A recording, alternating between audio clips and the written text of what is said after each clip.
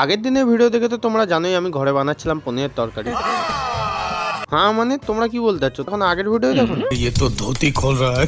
দেখলে তো তোমাদের ধুতিটা কিভাবে খুলে দিলাম। তোমাদের মধ্যে 90% পাবলিক আছে যারা ভিডিও দেখে প্রত্যেকদিন বাট সাবস্ক্রাইব করে না। আরে এখনো অপেক্ষা কার জন্য করছো? সাবস্ক্রাইবটা করে দাও। তোমাদের ওদিকে সাবস্ক্রাইব করতে করতে এদিকে দেখো আমার মশলা কষানো হয়ে মটরটাকেও ভালো করে কষানো হয়ে গেল। मतलब कुछ भी। তারপরে একটু জল দিয়ে ভালো করে নেড়ে চেড়ে ভেজে রাখা পনিরগুলোকে ঝপাঝপ দিয়ে দিতে হবে। এখানে আমাদের পনিরের তরকারি প্রায় কমপ্লিট। এবার খালি পনিরের তরকারিটা একটু ফুটতে টাইম দিতে হবে। আর ফুটতে ফুটতে দেখো এদিকে আমি পরিমাণ মতো একটু ঘি আর তার সাথে সস দিয়ে দিলাম। ঘিটা কিন্তু কম্পালসারি না, তোমাদের মন হলে দিতেও পারো, আর তোমরা যদি না খেতে পছন্দ করো তো নাও দিতে পারো। तो रहने दो फिर।